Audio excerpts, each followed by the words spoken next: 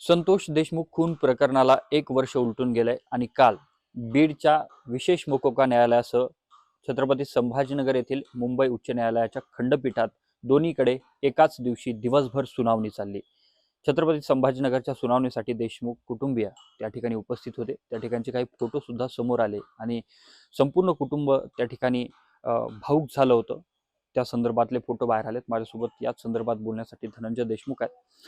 एकाच दिवशी काल दोन्हीकडे सुनावणी सुरू होती, मात्र बीडच्या विशेष मोकोका न्यायालयात या संदर्भात चार्ज फ्रेम केला जाईल असं बोललं जात होतं। कोर्टही आग्रही होतं, मात्र पुन्हा एकदा एक आरोपीच्या वकिलांनी मुद्दा काढला आणि आता ते पुढच्या तारखेत चार्ज फ्रेम होईल असं बोललं जात आहे। काय अपेक्षित आहे? जसं सरकारी वकील साहेब जे आहेत, निकम साहेब, त्यांनी काही दिवसापूर्वी सांगितलं होतं की केस डिले करायचा ह्यांचा हा प्रयत्न आहे। त्याचाच एक भाग म्हणून काल चार्ज फ्रेम नाही झाला पाहिजे, त्यासाठी तब्बल 16 वेळेस विनंती करण्यात आली। लास्टला त्यांनी असं कारण देखील दिलं की जो लॅपटॉप आहे, जो फॉरेन्सिक लॅबला दिलेला आहे, तो लॅपटॉप अजून आमच्यापर्यंत आला नाही किंवा त्याच्यातली माहिती, त्यामुळं चार्ज फ्रेम करण्यात येऊ नये अशी त्यांनी विनंती केली। परंतु 19 तारखेला चार्ज फ्रेम होईलच अशी अपेक्षा देशमुख कुटुंबियाला आहे आणि ते झालं पाहिजे।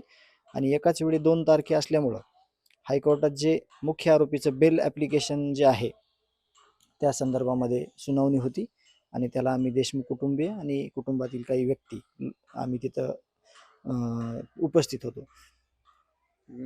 त्या ठिकाणचे काही फोटो समोर आले, सर्वांना अश्रू अनावर झाले होते। काय नेमकं तिथे घडलं होतं? काय प्रसंग होता? काय प्रसंग खूप भयान होता। मी सगळ्यात पहिल्यांदा जे पत्रकार बंधू आहेत त्या भावांची सगळ्यांची दिलगिरी व्यक्त करतो की मला सकाळपासून खूप फोन जास्त आले, परंतु माझी मानसिकताच होत नव्हती काही बोलायची किंवा काही विचार करायची। प्रसंगच तसा होता। कोर्टाला म्हणजे हायकोर्टातले जे जज साहेब आहेत त्यांनी काही व्हिडिओ बघितले, आम्ही त्या व्हिडिओ बघितले नाही, परंतु कल्पना करूनच जे आमचे हाल झाले। आम्ही तिथं अश्रू अनावर झालेले असताना बाहेर निघून आलो आणि आमच्या अश्रूचा बांध फुटला आणि आम्ही त्यांना वाट मोकळी करून दिली। हे देशमुख कुटुंबियाचं दुःख हे एखाद्या प्रसंगापुरतं मर्यादित नाही, प्रत्येक क्षणी आणि प्रत्येक वेळी फक्त या दुःखातून आम्ही जातोय, लढतोय, सगळे सोबत आहेत म्हणून। पण यातून मला काही गोष्टी फायनली बोलायच्यात। हे काय घटनाक्रम आहे, याच्यात कसं झालेलं आहे सगळं, पण त्याला वेळ आहे। 16 तारखेला ज्यावेळेस हे सगळे आर्ग्युमेंट होतील पूर्ण आणि ज्यावेळेस तिथून ऑर्डर येईल, देशमुख कुटुंबीय, गाव, आम्ही विनम्रपणे लढतोय सुरुवातीच्या दिवसापासून, सगळ्यांवर विश्वास ठेवलेला आहे। CID असेल, SIT असेल, पोलीस यंत्रणा असेल, मुख्यमंत्री साहेब असतील किंवा त्यांना दिलेले शब्द आहेत त्याप्रमाणे जे काही SIT गठीत झालेली आहे सगळ्यांवर। पण मुख्यमंत्री साहेबांनी गांभीर्याने घेण्याची गरज आहे ज्या गोष्टीची, ते मी तुम्हाला थोडक्यात सांगतो।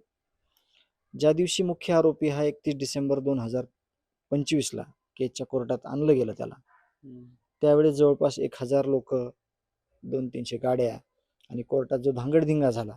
एकीकडं एका 4 वर्षाच्या 5 वर्षाच्या मुलीवर बलात्कार होतो, तिथं न्यायासाठी गेलेल्या सगळ्या लोकांवर कोर्टातल्या कायदेशीर कारवाई होते आणि केच कोर्टामध्ये तसं त्याच्यापेक्षा भयंकर प्रकार असताना, त्याची CCTV असताना 31 डिसेंबरची कुठलीही कारवाई झाली नाही।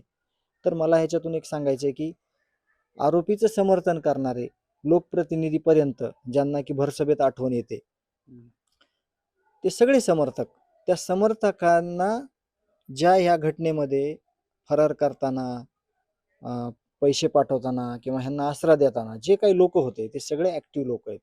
ते आम्हाला हायकोर्टातल्या परिस्थितीवर, इथल्या बीड डिस्ट्रिक्टच्या कोर्टातल्या परिस्थितीवर आम्हाला ते स्पष्ट झालेलं आहे।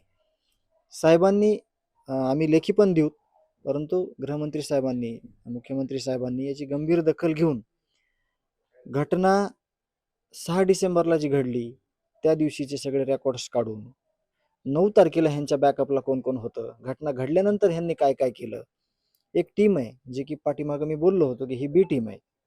ह्या पूर्ण बी टीमचे रेकॉर्ड काढून यांना शिक्षा दिल्याशिवाय देशमुख कुटुंबियाला, गावाला, आमच्या सगळ्या साक्षीदारांना, फिर्यादीला कम्फर्टेबल वाटणार नाही। त्याचं कारण असं आहे की हे इतके नीच लोक आहेत, यांच्या म्हणजे शरीरात मन नाही, हृदय नाही, ह्यांना ह्या गोष्टीचं कसलंही गांभीर्य नाही. जे आज देशमुख कुटुंबियार गावावर जी शोककळा 1 वर्षापासूनची, याचं थोडंसुद्धा ह्यांना कुठं भान नाही. हे सेलिब्रेट करतायत प्रत्येक गोष्ट. म्हणून गंभीर दखल घेऊन गृहमंत्री साहेबांनी या सगळ्या लोकांवर कारवाई केली पाहिजे, असं आम्ही लेखी निवेदन देखील देऊ.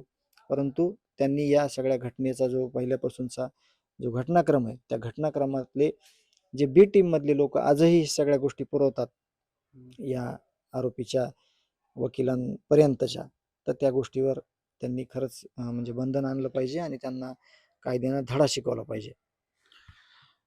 या सर्व गोष्टी तुम्ही मागणी करताय, मात्र दुसरीकडे ज्यावेळेला ह्या सगळ्या गोष्टी छत्रपती संभाजीनगर येथे काल घडल्या कोर्टामध्ये, त्यावेळेला त्या ठिकाणी कोर्टाची काय प्रतिक्रिया होती? आणि सरकारी पक्षाने असं म्हटलं की हे दुर्मिळातलं दुर्मिळ हे प्रकरण आहे. नाही, कोर्ट बघू शकलं नाही ते.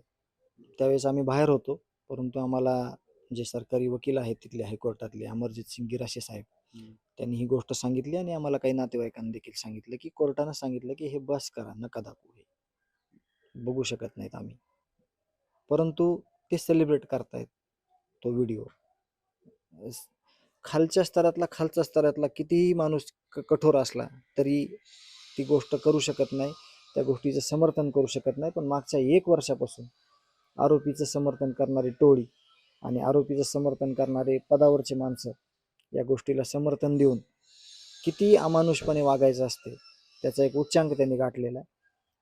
दुर्दैव वाटतंय की ह्या सगळ्या गोष्टी करताना आणि केल्यानंतर कसं म्हणजे त्यांचं मन कसं हेलवलं नाही एकदा पण, की एकदा सुद्धा त्यांनी या गोष्टीचा कधी विचार मनात नाही आणला की इतकं पाप केलंय, त्या लोकांना शिक्षा दिली पाहिजे, झाली पाहिजे. या भूमिकेत त्यांनी उतरायचं सोडून आरोपीचं समर्थन केलेलं आज दिसतंय ते.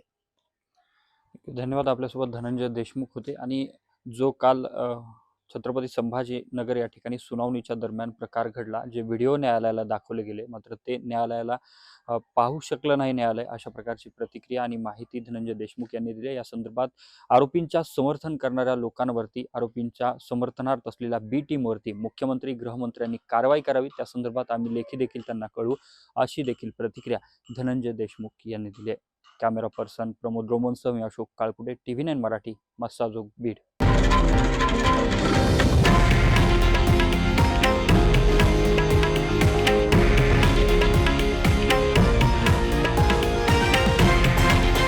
हे आहे देशातील नंबर 1 न्यूज नेटवर्क आणि आपण पाहत आहात TV9 मराठी, एकमेव.